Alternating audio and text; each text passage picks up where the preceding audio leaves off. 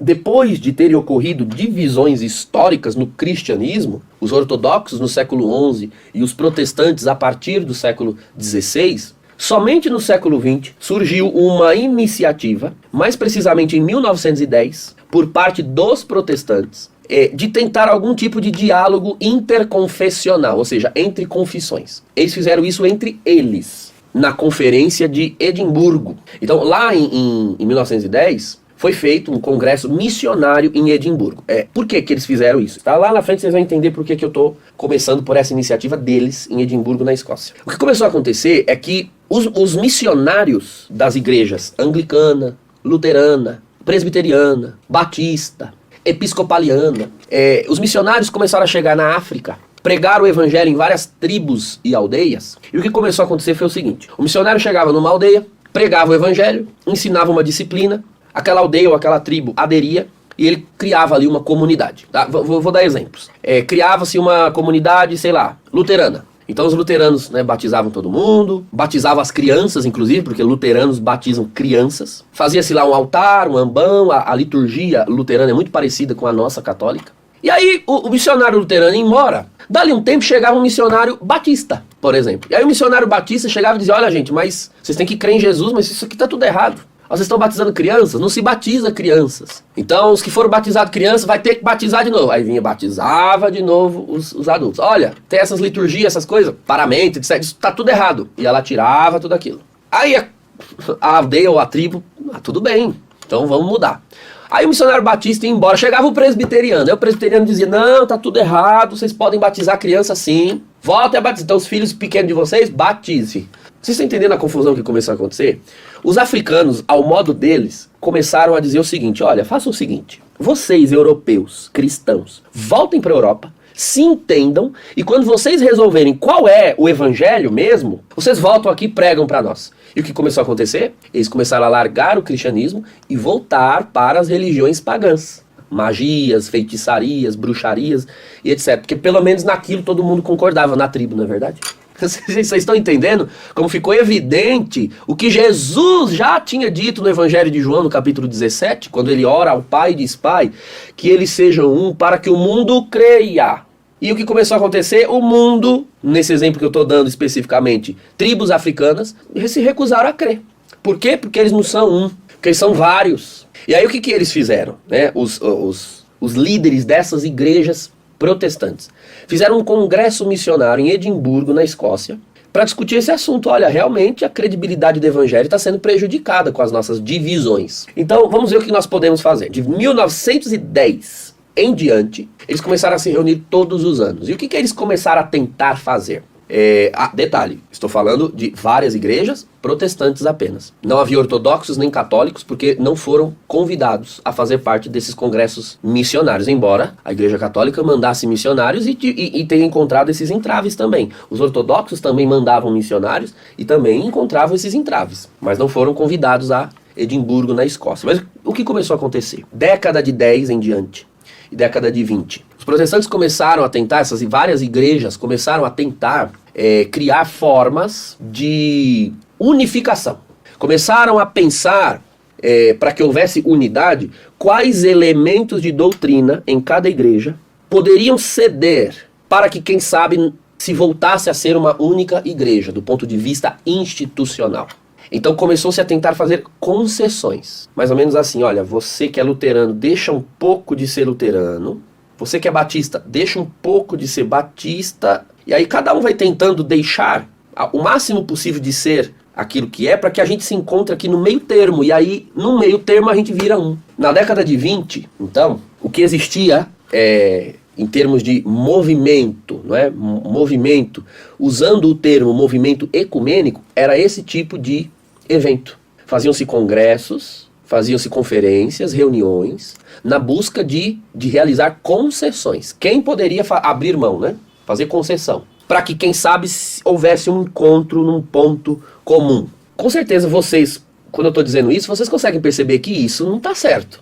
Que nós, católicos, jamais nos prestaríamos a tomar parte nesse tipo de comportamento. Esse tipo de comportamento, meus queridos, é chamado de irenismo. Irenismo. A palavra irene, em grego, significa paz, Traduzindo irenismo, seria um pacifismo. É tudo em nome da paz. Tudo.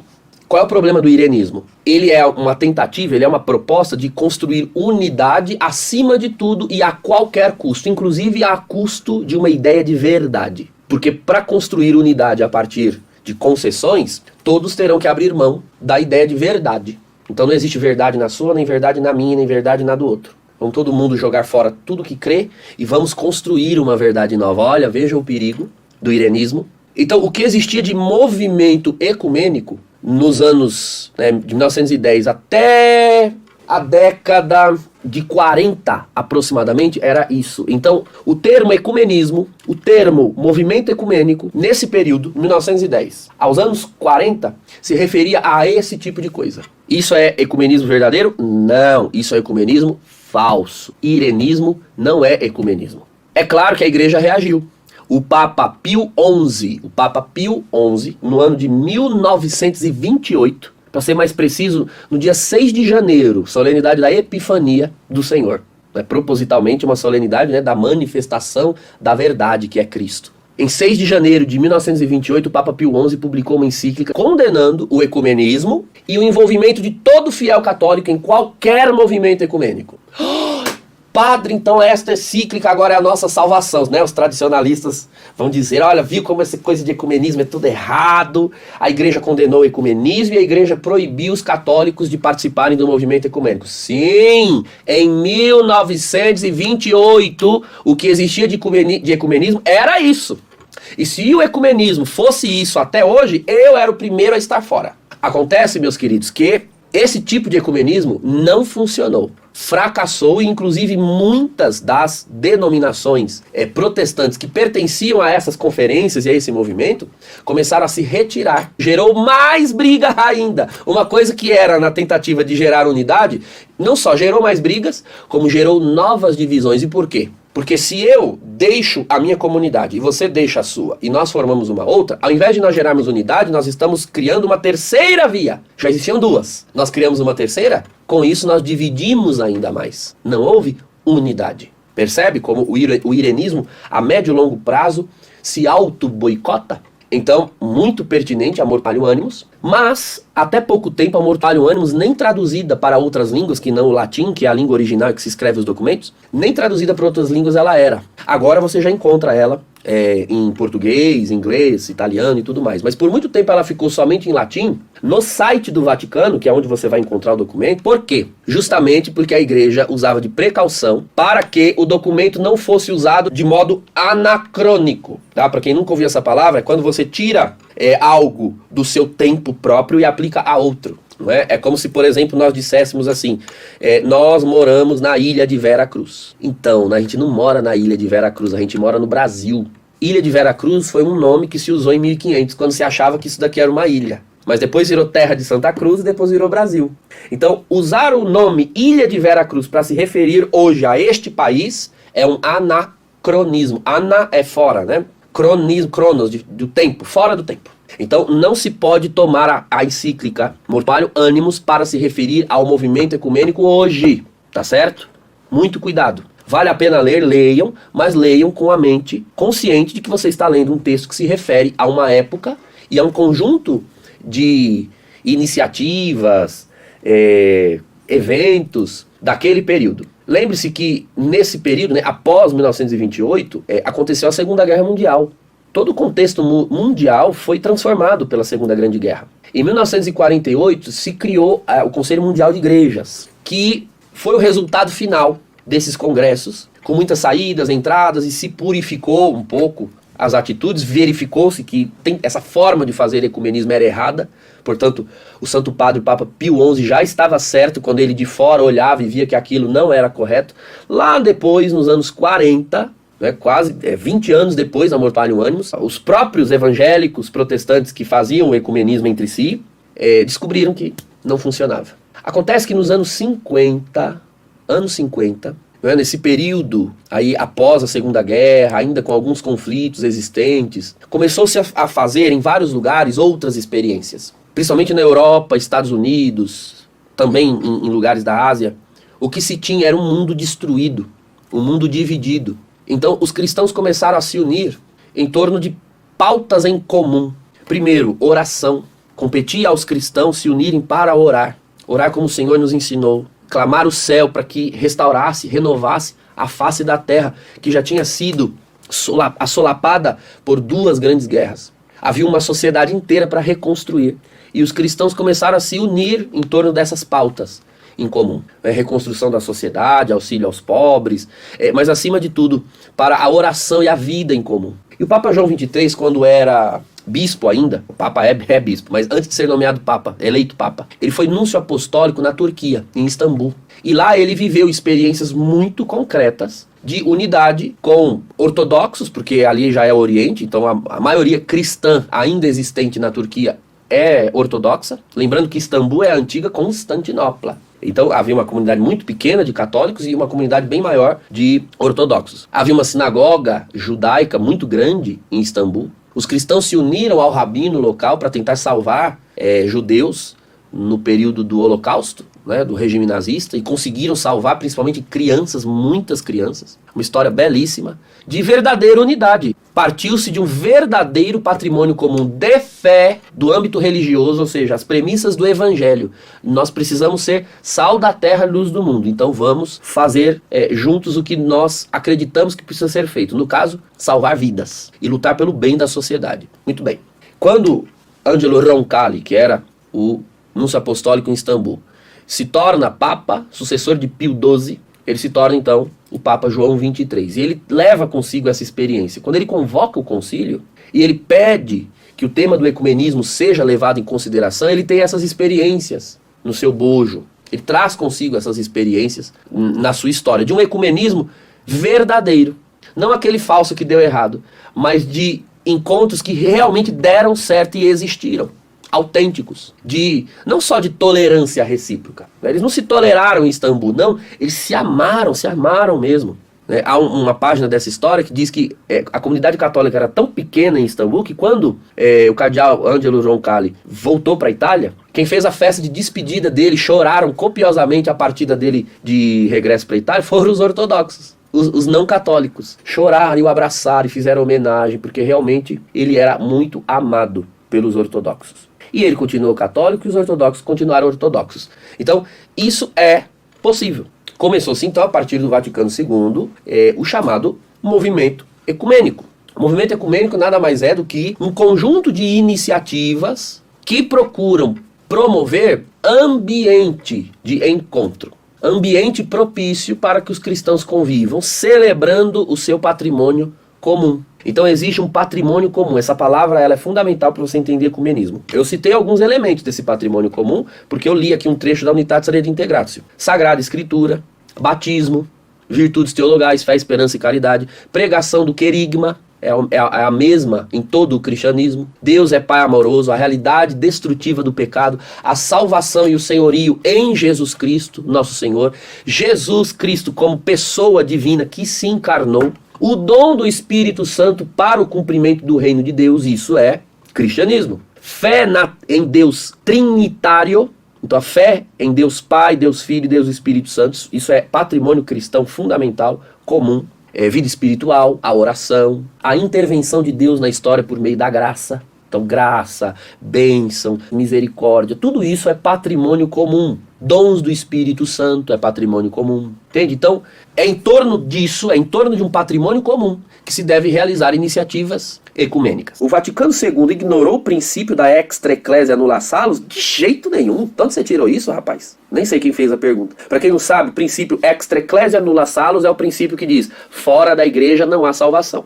Quem disse isso a primeira vez foi São Cipriano de Cartago, bispo de Cartago, no norte da África, num texto em que ele falava sobre Cristo e a igreja, e a profunda identidade que há entre Cristo e a igreja. E como somente Cristo salva, não há salvação fora da igreja, porque ele entende que a igreja e Cristo se identificam, são uma e a mesma coisa. Então nunca, ninguém desdisse isso. Quem desdiz isso são certos ideólogos. Estas pessoas acreditam que extra ecclesia nulla salus é uma patifaria. Essas pessoas, a igreja não. O Vaticano II não. O Vaticano II nunca disse isso. O ser humano não pode encontrar salvação para si fora da igreja de Cristo. Agora, a pergunta, ao contrário, merece ser feita. E Cristo? Cristo pode salvar sem a igreja? Cristo pode. Nós não podemos nos salvar sem ela, mas ele pode salvar. Por quais caminhos?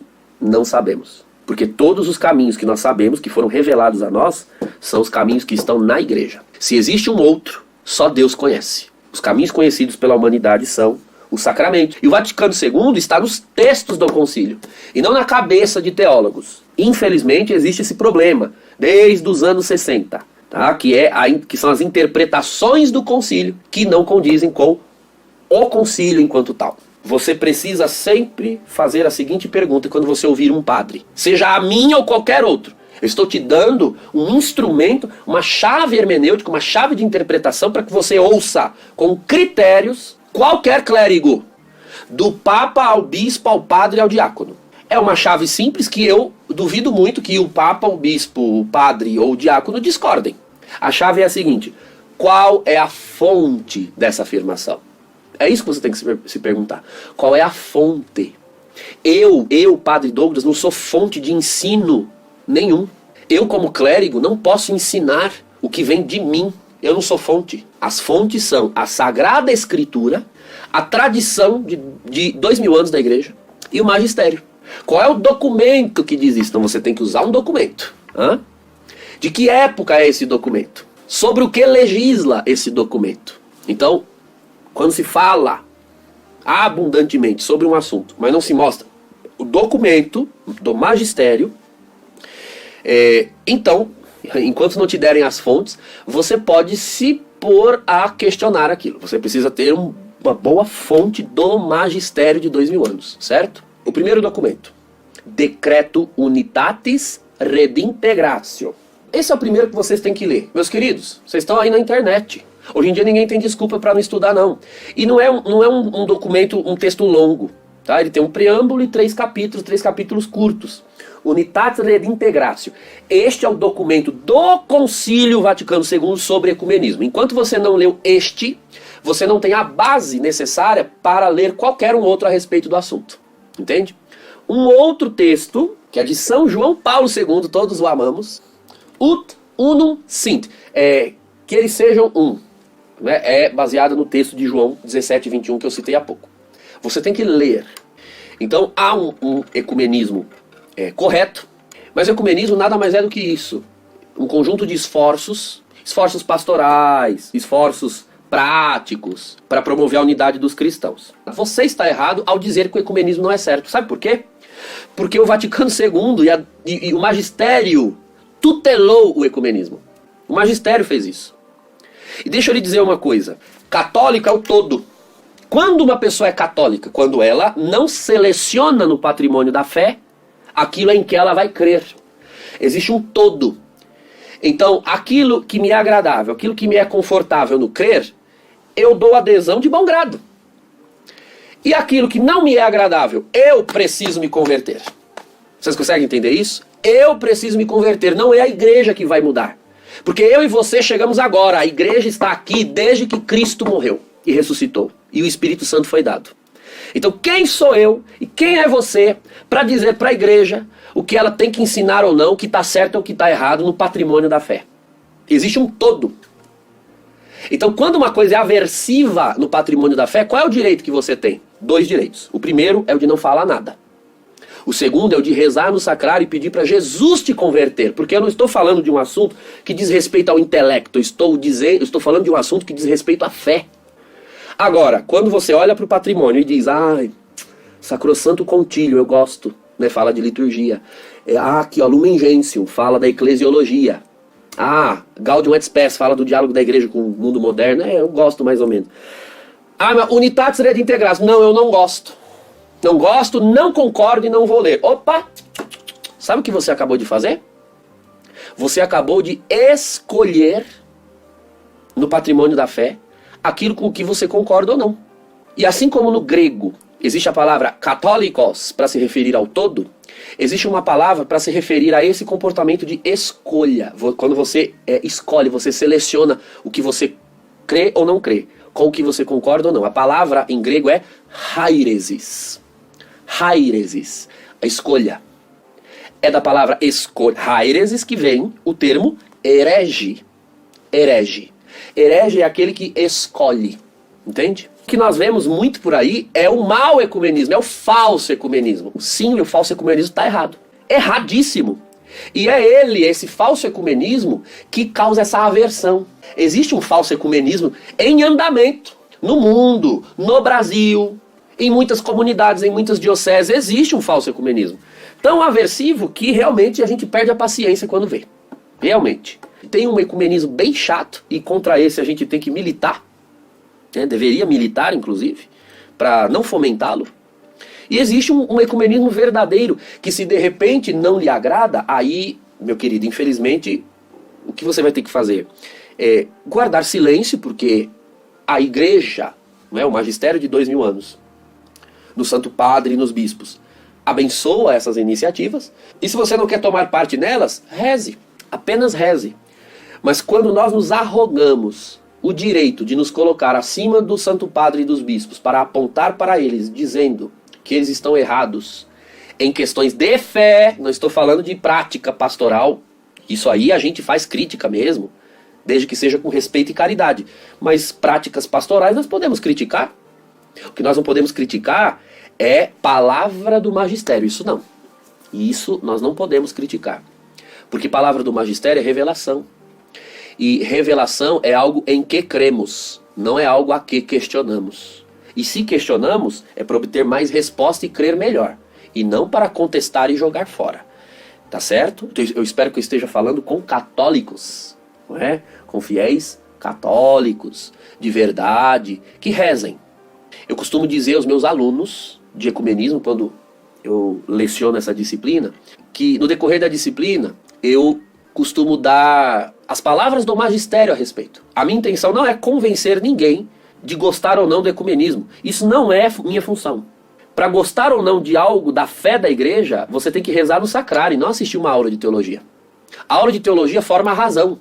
É oração no sacrário que forma convicção. Então, quando eu falo de ecumenismo aqui, eu estou falando de um dado da fé da igreja. Um dado da fé da igreja. Eu quero formar você no dado da fé da igreja. Eu quero aprimorar o seu conhecimento sobre esse dado da fé da igreja. Eu não quero convencer você dele. Mas vamos compreender isso. Divisão entre cristãos contradiz abertamente a vontade de Cristo. Isso está no preâmbulo da Unitatis Redintegratio. Então o Senhor começou, principalmente dos anos 50 para cá, dos anos 50 para cá, em contexto católico romano, mover alguns corações para pensar na necessidade de estabelecer laços, vínculos com os não católicos. Para que, no estabelecimento desses vínculos, a graça de Deus, não nós, a graça de Deus possa, no transcurso da história, realizar uma obra de reintegração da unidade. É o que significa o título da Unitatis Redintegratio, né? Reintegração da unidade. Quem vai reintegrar a unidade? Deus nosso Senhor. Só Ele tira o pecado do mundo. Se a divisão é um pecado, não somos nós que vamos tirá-la da igreja. Nós apenas oferecemos a Ele ambiente, matéria-prima, para que Ele utilize os caminhos necessários para que essa unidade um dia seja reintegrada. Então eu estou falando de um conjunto de iniciativas tomadas dos anos 50 para cá. E vocês viram as datas que eu mencionei. 1054, século XI, 1517, século XVI. As divisões têm aí, portanto, um histórico de 1000 anos. Vocês acham mesmo que divisões construídas ao longo de 1000 anos vão simplesmente evaporar em algo que está sendo feito há pouco mais de 60 anos? Não, não é simples assim. Deus tem os seus momentos. E a nós cabe cooperar. Cooperar com obediência à fé católica. E não uma obediência cega, capacha. Uma obediência crítica, sim, mas respeitosa, amante da igreja, amante da fé de 2000 anos. O ecumenismo é uma coisa muito séria, que precisa ser tomada a peito, e nós precisamos ter maturidade para tratar desse assunto. No meu site tem um artigo sobre ecumenismo, em que eu digo o seguinte: ecumenismo é comida sólida, só sabe mastigá-lo quem tem dentes. O dente é doutrina, é conhecimento, é teologia.